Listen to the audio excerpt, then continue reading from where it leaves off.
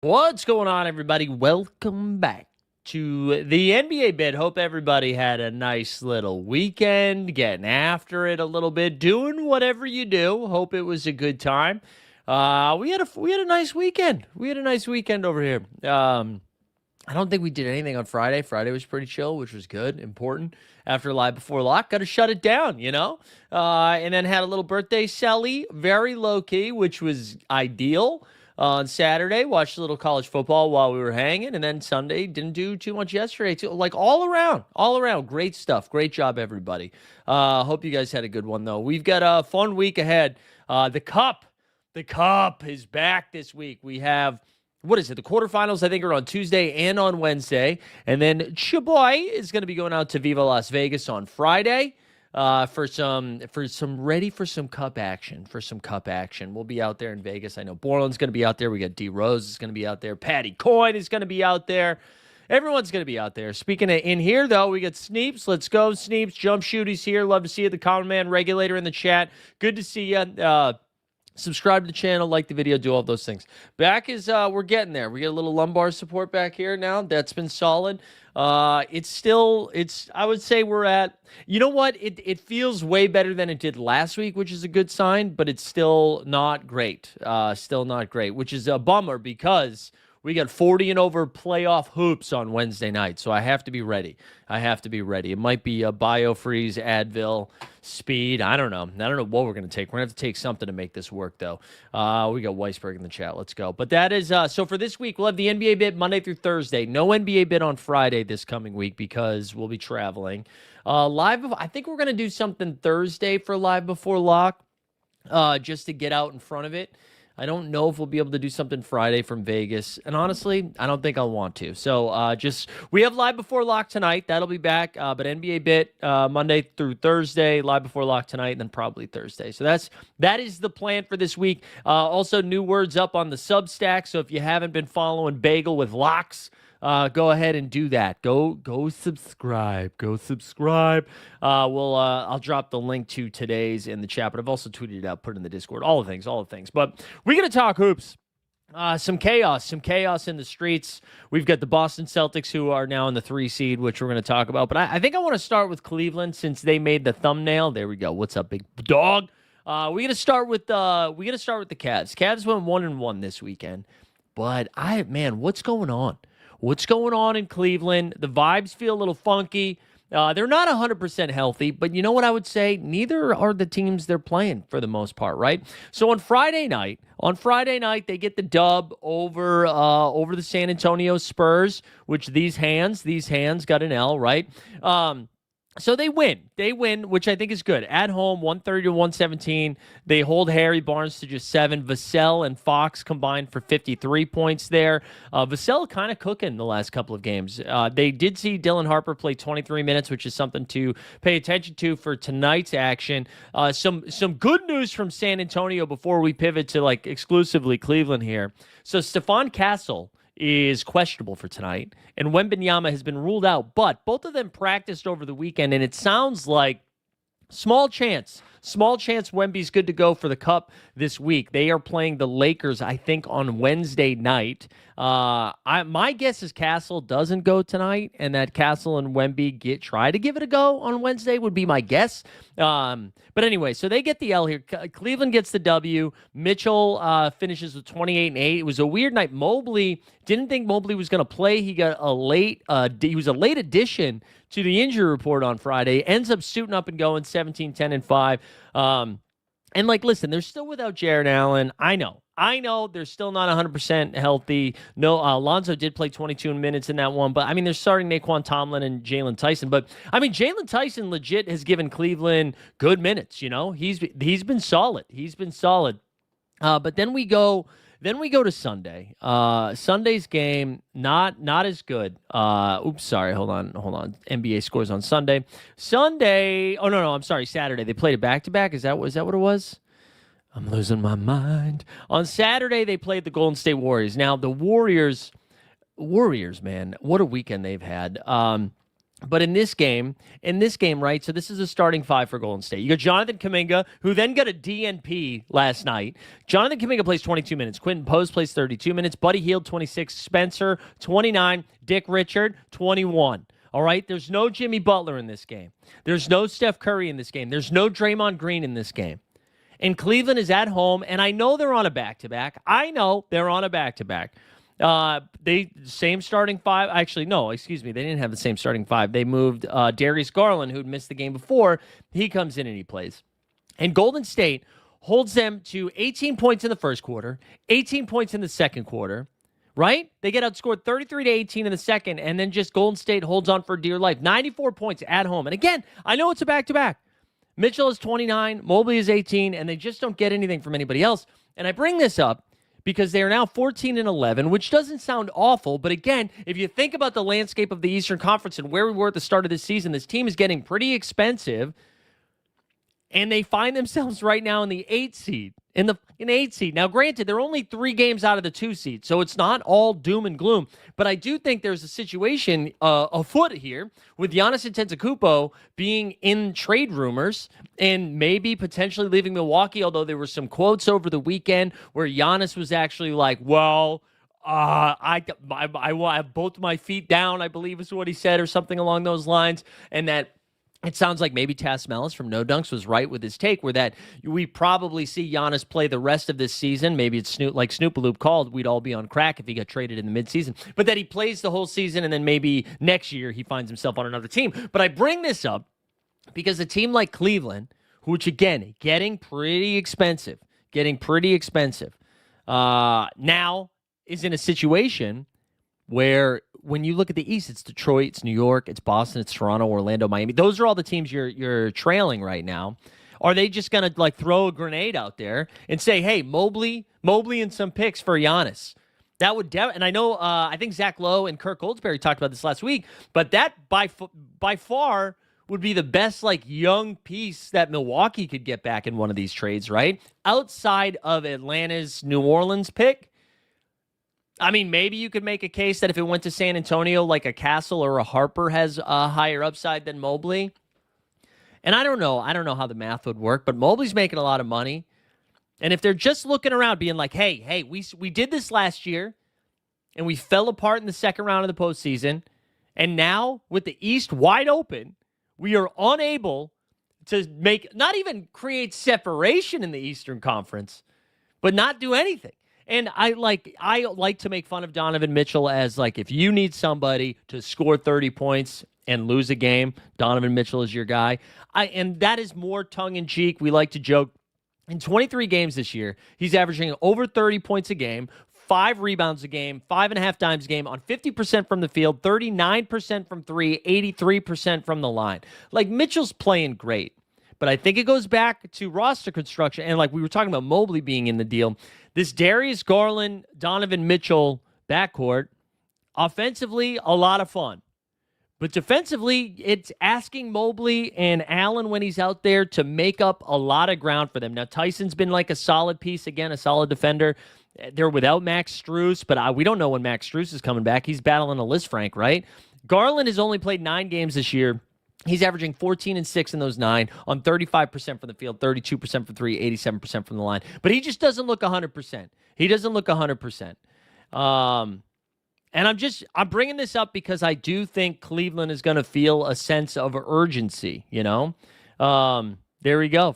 Friday, he had 28 in a W. Saturday, he had 29 in an L. Weisberg was saying the last 8 games, the Cavs have fallen to league average in net rating. They're 21st in true shooting percentage, 17th in effective field goal percentage. They're just injury prone and simply aren't consistent. Yeah. And I mean, that, right. And that's the case for, you know, if the injury and the lack of continuity in the lineup is causing the inconsistencies, there is like, you know, maybe the sky's not falling. You pump the brakes a little bit.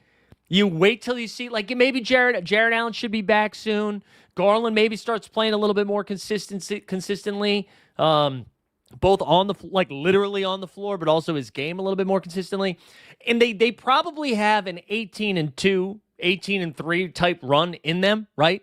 And then it's like, okay, everybody pump the brakes. And it is easy to just overreact here and say, Hey, they're in the eighth seed right now. The team that was projected to win like 55 plus games or whatever it was supposed to cruise in the East. It should have been the Cavs and the Knicks on their own little island, their own little Epstein Island, and then we were going to have Pistons, Magic, and Hawks in another little pod. And then we'll see what happens with everybody else, right? That's what we were supposed to be doing. And it is now December 8th, right? How many games have they played? They played 25 games.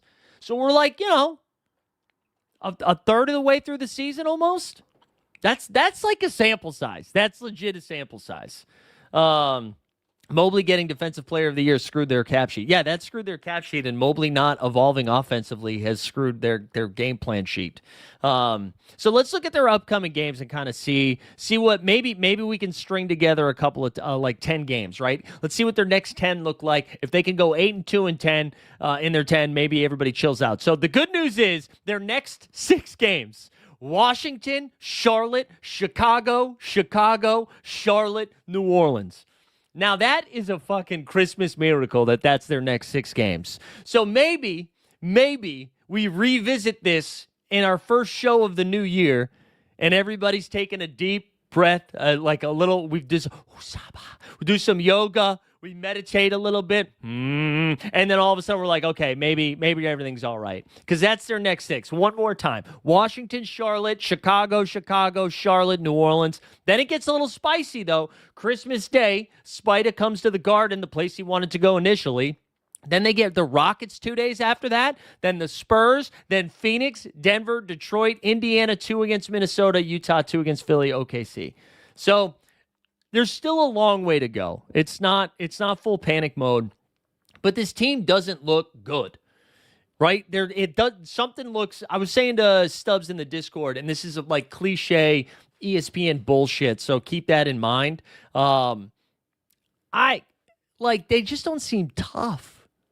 Right? They don't seem tough right now. And I don't know what that means. And I think it probably has more to do with the fact that guys that weren't even playing rotation minutes last year, or like Tomlin and Tyson, are now playing like 30+ minutes a game for them. So I don't know. Maybe the flag is up. I'm monitoring it. I don't know what this means long term, but I am monitoring it. Weisberg said also one alarming indicator over the last 8 games is they're giving up the second worst opponent's free throw rate. That is alarming. Yeah, we can go to Magic next, since the Magic seem to be snake-bitten injury-wise. I will say one of the funnier things that's happened, and I didn't realize this was the second time it's happened this year. I thought that it only happened one time, but I think Desmond Bane did this to the Atlanta Hawks as well. Was it with Onyeka and Kongwu? Maybe. I can't remember who else was there. But Desmond Bane has gone to Orlando and has just started throwing shit at people. Let's actually, you know what? Shout out Fast Break Breakfast. Shout out Keith Parrish. Bane, this is the second time he's done this. Weisberg calling him fake tough guy. I don't know. I kind of love it. I'm here for this, by the way. All right, here's the first clip. This is with Atlanta. Also, just the great, I love this still shot right now because Bane's arms look so small. But here we go. Ready? Okay, so that's a tough foul, and then the ball off the head. That one's crazy. This one is actually crazier because Bane does the foul, throws him down, and then does Bane think he's not going to get called for the foul on that, and then he's trying to save the ball? Like, what's he doing? What are we doing there, Bane? So that was the initial one. I forgot about this one. This was in November. Now let's go to this one. Let's go to the next one. I actually think this one's a little bit more. I don't want to say like that it makes sense that it happened. I think this was kind of there was a tough foul on Suggs. Or maybe I'm making this up. Let's see this again. Here's OG Anunoby inside. Oh, what a play from Blake. Oh, and Bane throws it off Anunoby. Anunoby shoves Bane. Here's OG Anunoby inside. Oh, what a play from Blake. Oh, and Clyde Frazier's whoa is the right reaction. Man. That was so good, dude. That was so good. I'm here for that. I'm here for this stuff. Anyway, so Bane does that, gets a technical foul. The Knicks win this game 106-100. Yeah, he crow hopped like an outfielder throwing into the home plate. Yeah, there was a windup for sure. Oh, yeah. It was great, man. It was great. Shout out Desmond Bain. I'm here for this. I will be a Desmond Bain truther till the day I die.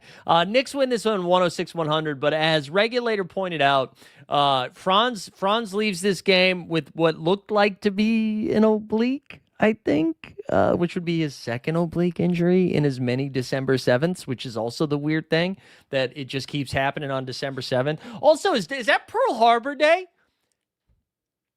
I'm not trying. Is December 7th Pearl Harbor Day? Listen, I'm not trying to connect World War II dots, okay? But you're telling me Franz Wagner, a German, on back-to-back Pearl Harbor days goes down? Now, some of you might be saying, hey, Mike, it's not the Germans that bombed Pearl Harbor, but I'm just saying the Axis, all right? The Axis. I don't know. I don't want to connect those dots.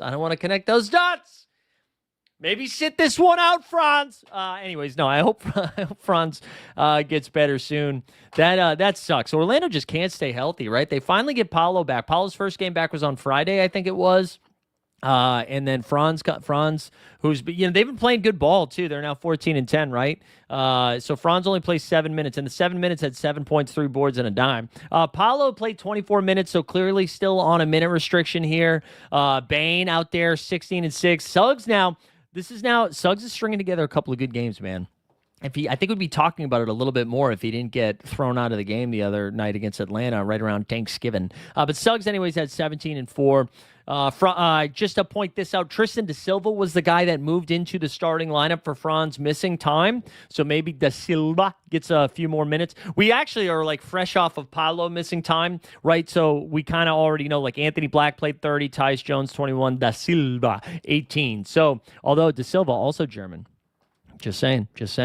But anyways, good win for the Bing Bong boys, though. 106-1 Honey. Jalen Brunson, 30-9. Karl Anthony Towns didn't play this game, but no problem. OG Anunoby's minutes are now up to the upper 20s, right? 28 minutes for OG. He had 21 points and his 7 boards. Good to see him back and hooping. Hart got the start. So did Mitch Robb. Off the bench, it was Hook Party and Deucey McBride getting north of 20-plus minutes. So good win for the Knicks, who moved to 16-7. Let's go back to – let's do some Celtics stuff, dude. Let's do Celtics. Let's start with Friday night. I got to tell you, I think I've got a bad take that people aren't going to like. And I don't even think it's a take. I'm not sure if it's a take. But I saw a lot of hand-wringing about LeBron and Luka not playing on Friday night. So, and I get part of it. If you bought tickets to the Celtics-Lakers game way in advance, it shouldn't be your responsibility to go see if the Lakers are on the back end of a back-to-back and be like, oh, LeBron's probably not playing. But here's the thing. He played on Thursday night, and I know one's nationally televised. I know one is a rivalry game between Celtics and Lakers. But, so Toronto gets fucked? So the Toronto fans who also had the same claim of hey, I want to see LeBron play. LeBron's not going to play both games. I'm already talking about lumbar support this morning, right? And we're the same age. LeBron's not playing both games. He's 41. That's going to happen. And Luka was with his wife, who just gave birth to their second girl. I'm not gonna yell at them for not playing that game. I'm not. And everybody spent the whole day, this is what's wrong with the NBA. Back in my day, they used to play with their short, okay? And they didn't get to fly. They had to fly commercial. They didn't even have fucking planes. They were taking buses everywhere, okay? What are you gonna do, man? What are you gonna do? He's not gonna play both games. Luka's a dad. I'm sorry if you were trying to tune into Prime and you wanted to see LeBron James and not Bronny James. But I'm not mad about that one. Well, what do we say? Weisberg said one sneaky underrated thing to watch out for depending on how long this Franz injury is. Jamal Murray's All-Star becomes a lock. I'll tell you right now, Jamal Murray's All-Star was already a lock over Franz. But I hear what you're saying. Jamal's been cooking. Let's go to the Celtics, though. Let's talk about some Beantown boys. Wait, why is that? Oh, add to the stage. Let's do it this way. Celtics win 126. We're going to talk about both of these games together, but let's just do this one quickly. So no LeBron, no Luka. The Celtics team I know would have found a way to shit the bed here. Boston didn't. They outscore them by 22 in the first quarter, dropping 39 on their head, and then went cruise control. Austin Reeves ended up getting there fantasy-wise, right? He ended up with 36 and 8. 36 points and 8 dimes. I'm going to tell you, most of those came in the second half when this game was a wrap. So not to take any credit away from him, but no, thank you. No, thank you. Nemi here finished with 10 and 6. Derek White had 19. Jaylen Brown continues to be awesome. Jaylen had 30 points, got to the line 9 times, 8 boards, 8 dimes. Peyton and Jordan Walsh, 17 points, 4 boards, a steal, 2 blocks. He's been awesome. The thing that's been so impressive about Jordan Walsh is, I put this out on Threads, all right? I'm out there on Threads now since I'm tired of looking at penises on X. Jordan Walsh, can I make a claim here? Can I put a takedown right now? And I'm not saying it's got the same upside. I'm not saying he's going to be an NBA Hall of Famer, all right? I'm not. Jordan Walsh giving me some Andre Iguodala, some Iggy, right? Hey, Jordan, we're playing Austin Reeves tonight. Can you just go run around with him? Hey, we're playing Tyrese Maxey tonight. We're playing James Harden tonight. Whoever their best guy is, can you just go run around? And then if the offense comes, the offense comes. But he's helping a transition offense because of the turnovers he's creating. He's doing a little bit of everything. I'm seeing some Iggy in Jordan Walsh. Celtics have been awesome, man. So they win this game. Let's just go to Sunday. Then they go to the North, all right? And as the people in the chat have been telling me, don't sleep on the Toronto nightlife. NBA players go to Toronto and then they play poorly, all right? Not this Celtics team. Celtics go into Toronto, 34-26 in the first, 43-33 in the second. And then what I thought was so impressive about this win, and I mentioned this to the Celtics Daily, which is probably going up in an hour and a half or so. This Celtics team, and maybe it's because they blew the lead in the third quarter and not the fourth quarter, I thought that to blow a big 20-point lead and then kind of punch them right back in the mouth is something Boston typically doesn't do. Usually, once that lead is surpassed, it's over. Jover, right? Celtics again. Jaylen Brown, another 30-point game, 8 boards and 5 dimes. Derek White went off in this one. He knocked down 6 triples, 27 points. Jordan Walsh again, 9 and 6, whatever. Simons had 12 off the bench. PP 15.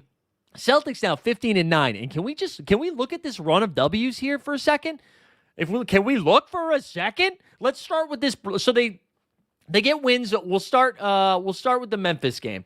They get a win over Memphis. They beat the piss out of them in November. Then they go Clippers and Brooklyn. They're 3-0. Then they lose to Brooklyn, and I lose my mind. 3-1. Orlando and Detroit. WW. 5-1. Lose to the Timberwolves. 5-2. Then Cleveland W. Knicks W. Wizards W. Lakers W. Toronto W. 10-2 in their last 12 games. Celtics are cooking. We got paid in the chat. Let's go. Magic Murillo here. Love it. Everybody's cooking in the chat. Love to see it. But anyway, this Celtics team 10-2 in their last 12, and now their schedule gets a little funky. They're gonna have to take on the Cucks and Kevin Porter Jr. on Thursday, whatever. But then it's Detroit, Miami, and Toronto. And then the Pacers. But then they go out west after that. So a double game with the Pacers and Portland, Utah, Sacramento. I think this Celtics team is kind of fun. And since, it's such a weird thing that so Neemias Queta gets hurt in that Orlando game, that first Orlando W. And instead of bringing in Luka Garza and whoever, Xavier Tillman, Joe Mazzulla goes deep into his psycho bag, and he's like, what if we don't play a center? Let's not do a center tonight. And then since then, I don't have the numbers in front of me. I'm sure Weisberg has it in the back of his head, but I feel like their offensive rating is like 4th or 5th in the league during this stretch. Their offense has been nuts. And it's because they've figured out this small ball. They have Queta play like 22 to 26 minutes a game. And then it's just, hey, Josh Minot, you can come in, you can play some center. We'll throw Walsh at the 5. They're just being nice and weird. The Celtics team is in the 3 seed through 24 games. They're 15 and 9. I don't know what their ceiling is.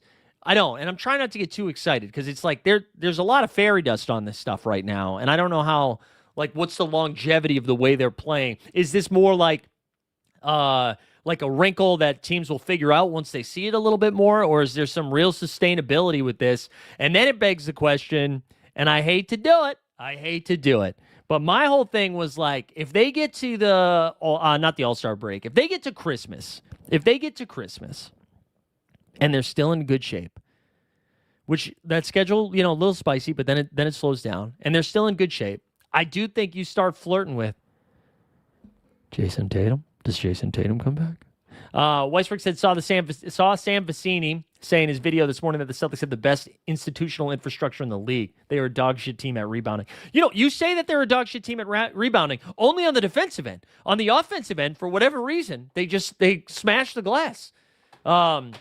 It's crazy. So anyways, I want to give Jaylen Brown a little love here. So this doesn't have last night's game. This does not have last night's game. It's only 23. So add another 30-point game. In 23 games, he's averaging 29 points, 6 rebounds, and 5 dimes a game. He's shooting 50% from the field, 36% from 3, 80% from the line. He's been awesome.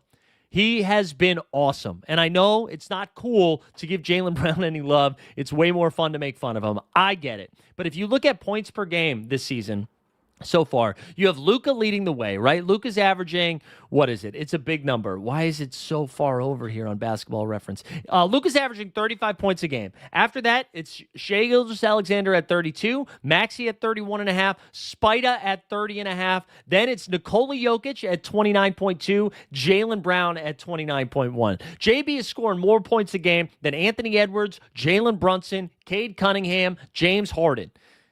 And, I thought he was going to be coming in, bullshit basketball. I thought they were going to be, instead of 15-9, thought they would have been 9-15, and JB was going to be cooking. But instead, just out there balling. All right, so that's the Celtics stuff. Let's go back to Friday.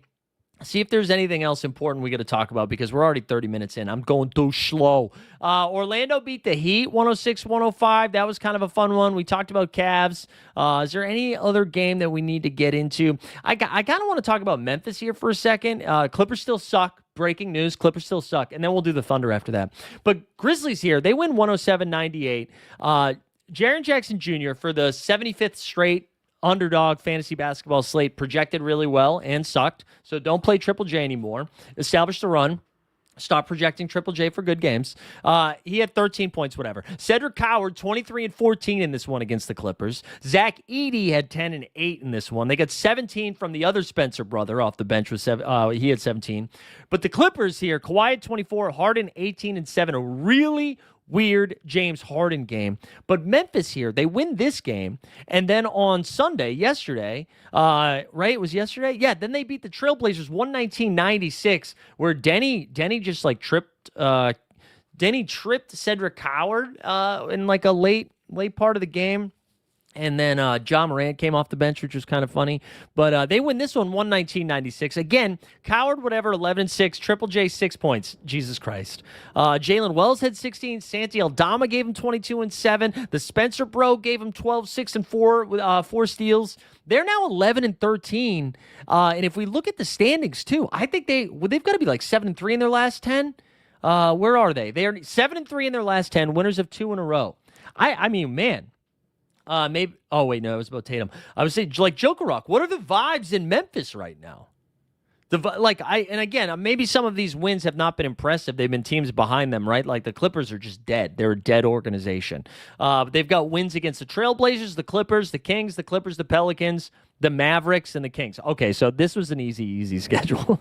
They get the Jazz now. What a run. What a run of games from Memphis. But Memphis gets 2 Ws this weekend. The Clippers, on the other hand, if we go to the Clippers, I believe they played. So we know they lost Friday, and then I think they had a back-to-back. The good news is Kawhi played both games of the back-to-back. The bad news is they lost to the Timberwolves. So they're now 6 and 18. 6 and 18. Timberwolves get that W. Kawhi finished with 20 in 31 minutes. Harden, 34, 6 and 4 steals. I don't know where the Clippers go from here, man. I don't know where the Clippers go from here. They're in trouble. They're in trouble, and especially because it's the Oklahoma City Thunder who own their pick. OKC rested Shai Gilgeous-Alexander last night, which I thought was a good move. They'll play Phoenix this week in the Cup quarterfinals. Shai had been doing a lot of heavy lifting this season. I think that's the first game he missed, right? J-Dub, excuse me, all of their starters only had to play 20-ish minutes, right? AJ Mitchell played 29.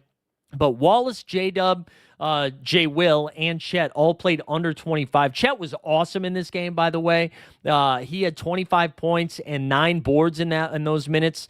J-Dub, had 25 points and 8 dimes. You had J. Will had 5 points, whatever, who cares? Usmani gave him 14. They are 23-1. They are 23-1. Also, insane clip of Will Hardy going around, which I'm not going to share. Well, we could probably share it. Let me see if I can find it. Will Hardy just screaming at his team during a timeout, which I think is funny. Like, I don't know if they were losing to like the Kings like this, that's one thing. It feels funny to yell at them for losing to the Thunder, who are just beating the piss out of everybody. Let's bring them. They need to promote them up to the Premier League, man. Promote them up to the Premier League. Let me find this clip. Here we go. Let's blow this up. Get the fucking stage. We didn't win James Williams. Get the fuck out of the way. I'm tired of fucking doing this every game. Fucking play harder. I love this, man. That's just real. That's just so real. It's so real. Real frustration from Will Hardy. Just losing his mind. Looked like he was going to pop a blood vessel. Why are you mad, man? It's OKC. Again, do this against the Kings. OKC is just going to beat the piss out of you. The fact that they can sit Shea and then win by 30 is nuts. On the road in Utah. Utah didn't have Lowry Markin in this game either. Kyle Filipowski filled it up with 21 and 10. Ace Bailey at 13. You got, 20 from both Taylor Hendricks and Walter Clayton. But OKC wins this game, and then I think they played Friday as well, right? This wasn't a back-to-back. I think it was Friday and Sunday. Or did they only have one game? Maybe there was only one game this weekend. Oh, no, then they played the Mavericks. The Mavericks, who have been playing some pretty good ball, but OKC, too much from them. 132-111. They hold Anthony Davis to 2 points in 24 minutes. Shea out there, 33 points, 6 dimes, 5 boards. Chet gave him 15 and 8. 15 and 8 from J-Dub. They're just too much, man. And when are they going to lose? We know they have Phoenix. Like maybe they fall down against the in the Cup or something. So they'll have Phoenix. If they win the Phoenix game, they potentially have 2 games in Vegas, right? But if we look at their schedule, and it's probably going to look a little funky because we don't know what the Cup results will be. So next Wednesday, it's like Clippers, Minnesota, Memphis, San Antonio, and then San Antonio on Christmas. So they play, I don't know. I mean, it's a tough schedule, but it's fucking OKC, man. It's just nuts. Nuts to see them go on this run. I don't know when they're going to lose. I don't know when they're going to lose again. They don't have to be full strength. It's just really, really impressive stuff. All right, let's go back to the scores. Anything else? We can hit the Lakers last night. LeBron had a bounce-back game, right? Thursday, the streak broke, but they got the W against Toronto. Then they lose to the Celtics. They stay on the East Coast. LeBron comes out, plays 34 minutes, has 29, 7, and 6. Luka was great, 31, 15, and 11 in this game. Austin Reeves had 11 and 4. He slowed down finally. DeAndre Ayton was 14 and 12. DeAndre Ayton was some hilarious quotes after the game, by the way. He was like, they were talking to him about his defense, and he was just kind of like, yeah, I never really know what JJ Redick's saying. He's a very funny interview. And I guess when he's like your 5th option now, you can like have he's your 5th option and he's making very little money. You can joke around like this versus your max payment guy. But anyways, Lakers look good. Embiid played 30 minutes in this game. That is a good thing to see that he played 30 minutes, but it was a pretty unimpactful 30 minutes. 4 for 21 is crazy business. 4 for 21 from the field. Maxey continues to be awesome. 28, 9, and 7 in this one. You had 15 from Vij. Drum Dog Millionaire gave him a double-double off the bench, 11 and 12 in 18 minutes. Paul George also played north of 30 minutes. He had 12 and 6. So that's something to keep in mind as like fantasy slates come. I'm imagining you're still going to see Embiid and Paul George limited in the amount of games they're playing, but when they play games, maybe the minutes are there, and maybe people feel snake bitten from their recent performances. We could have some fun with that. Weisberg said it'd be very funny if they lose in the Cup final, which won't count against their record. Oh, yeah, that's right, because that doesn't count. Stats don't count. But Lakers now 17 and 6. Sixers are 13 and 10. We're going to shout out Denver here. quickly. Denver played Charlotte. Charlotte kept it spicy, even though they were without LaMelo, who picked up another injury. Brandon Miller, they'll play 30 minutes. Miles Bridges, that piece of shit, at 24, 9, and 8. But for Denver, Jokic had a pretty quiet first half and then finishes with 28, 11, and 9 because he's awesome. Jamal Murray, I think, has scored, 86 points in their last 2 games? Is that right? Oh, I can't remember if they played Friday or not. But he had that 52-point game or 50-point game the other night. Anyways, Jamal Murray, 34 points. I think he had 27 or 30 in the first half. So he kind of had a quiet second half, and that's when Jokic took over. But Denver gets the win 17-6. I think I mentioned this the other day. It kind of feels like Denver, because they've lost a couple of games recently, that they were playing worse basketball, like that their record would be worse than it was. But they're still like 17-6. Spencer Jones, who I think he missed a game or was dinged up. He was queued up anyways. He played 25 minutes. Cam Johnson, a lot of minutes, not a lot of production, 8, 4, and 3. Peyton Watson was out there for 30 minutes. Good win for them. What was the other game they played? They played, the Hawks. Oh my God, dude, Jalen Johnson's insane. We need to have a conversation about Jalen Johnson. He's been so good, man. He's been so good. Yes, has Embiid picked up his $28, $29, $67 million player option yet? It's good Russillo callback. I guess I'm going to break news now. He's picking it up. The other game against Atlanta, look at this Jalen Johnson line. 21 points, 18 boards, 16 dimes. What? They lose this game, but this was a fun game. I think it was Jamal Murray had like a game-winning block essentially at the end. Magic Murillo said his numbers are going to drop when Trey gets back. I actually don't think, maybe a little bit, but I don't think they're going to drop that much. Jokic here, 40, 9, and 8 in this one. Jamal had 23 and 12. He did have a block there. I think it was a game-saving block. I think it was. You got 17 from Timmy off the bench, but Jalen Johnson, dude. Nah gave him 30 points, too. But Jalen Johnson, 21, 18, and 16. Let's look at the game before this, too. The game before this was a win against the Wizards. I think that was on Friday. Or no, that was the next day. Excuse me. He had, in this one, he had 30 points, 12 boards, and 12 dimes. Just wild business from Jalen Johnson. Really fun to see. Anything else here that we need to hit from the weekend? We covered most of the stuff on Saturday. On Sunday. Let me just double check the Saturday games. I don't want to talk about the Pelicans and Nets. Both of those teams are not fun. Michael Porter Jr. continues to cook. Actually, it was a big Porter Jr. weekend, so we can do that. Let's get We're the Porters. We're the Porters. We share the crowd of up and down performers. Throwing things and buzzer beater corners. And one of us is playing for the Warriors. We're juniors and we're the Porters. Beautiful. So Porter Jr. had 35 and 9. Let's do the Bucks Pistons. Pistons got this one 124-112.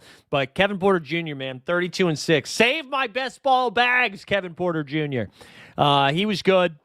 But for the Pistons, a little bit too much there. You got 23 points and 12 from Cade. Asar Thompson with 13, 8, and 6. Duran's really quieted down. 16 and 16 is still solid, but we've seen it seems like he's pumped the brakes a little bit. But anyways, good win for Detroit. Milwaukee, the vibes are so bad. Oh, light the beams. Let's do this game. And then we'll pivot to tonight. So Sacramento wins this one 127-111. Zach LaVine finally woke the fuck up. He had 39 points in 42 minutes. Maxime Renault had 12 and 10. We got to keep an eye on that. Russie had 12, 10, and 1. Keegan Murray had 16 and 4. Now, Keegan Murray's questionable tonight. With an elbow. We got to pay attention to that. DDR played 40 minutes, only had 13 points. But they got to win. Miami. Why is DeRozan playing 40 minutes in like a 16-point W? I don't know. Miami, Wiggins had 13. Norman had 18. Bam fell apart there. Khalil Ware was pretty bad in his 30 minutes. They were just kind of asleep at the wheel. No Hero in this game. I don't know how long Hero's going to be out. We'll have to keep. That's 2 games in a row, I think. No Pelly Larson, no Davion Mitchell. So no real ball handlers. They were asking Norman Powell and Bam and Drew Smith to do a lot more than they should. So I don't think that's like a panic mode loss or anything like that. It was more just surprise. It makes me wonder, are the Kings just out here showcasing guys? Be like, hey, do you want Zach LaVine? You want DeMar DeRozan? They can play 40 minutes still.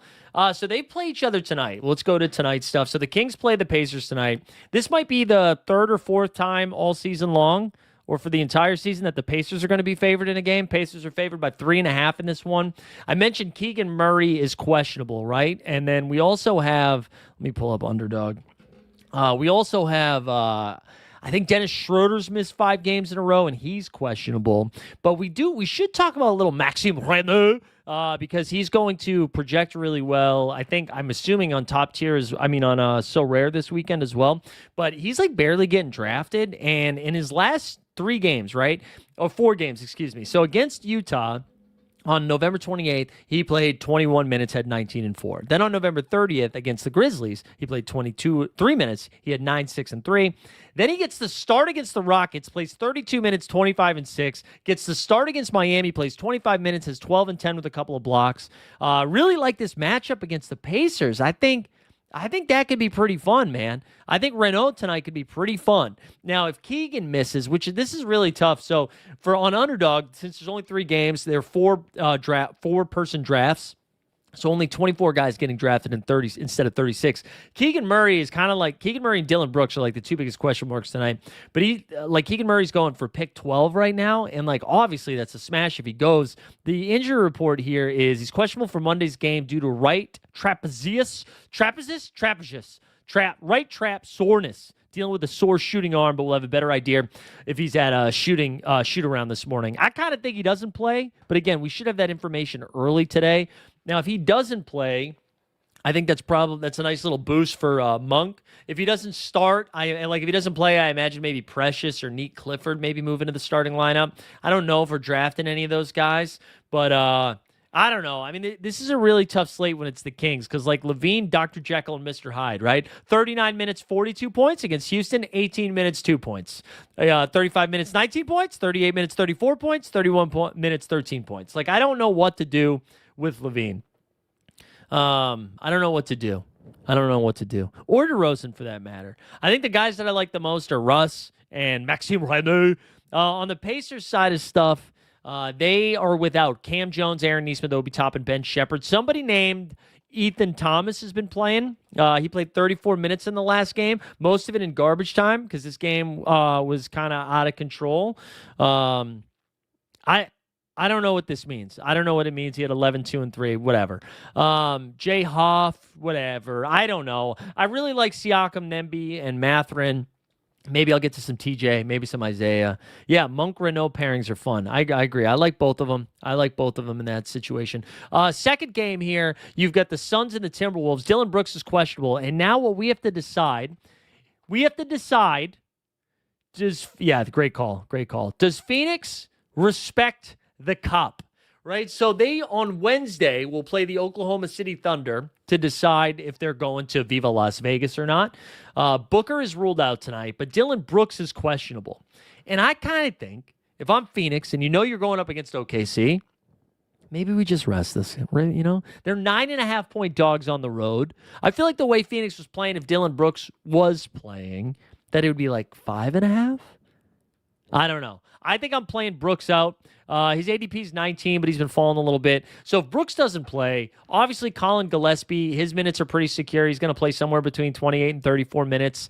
He's pretty expensive tonight, but Mark Williams I don't know what the hell to do with Mark Williams. But if Brooks doesn't go, booyah! Jamari Booyah played 22 minutes and 18 minutes in the last couple of games. Maybe he gets a little bit of a boost. Jordan Goodwin is probably going to play north of 25 minutes. That's really fun. Ryan Dunn, he's probably just playing 22 to 24 minutes. Maybe Grayson Allen gets a little bit more run. We've seen Grayson have a ceiling. Just some real nasty stuff. Might be waiting for projections today instead of doing a lot of dirty work this morning.